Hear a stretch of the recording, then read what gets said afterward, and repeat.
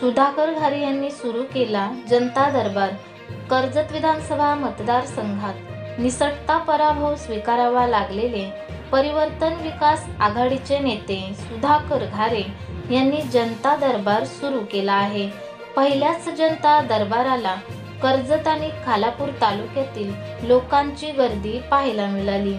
रायगड जिल्हा परिषदेचे माजी उपाध्यक्ष सुधाकर घारे यांनी कर्जत विधानसभा मतदारसंघातील जनतेचे प्रश्न अधिक जलद गतीने सुटावेत यासाठी जनता दरबार भरवण्याचा निर्णय जाहीर केला होता।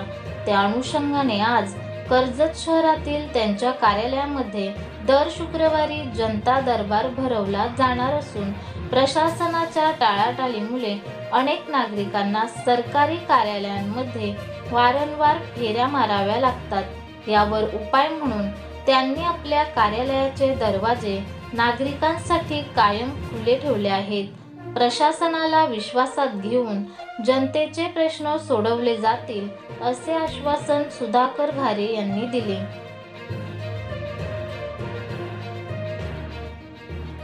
MD न्यूज साठी महेश भगत, कर्जत।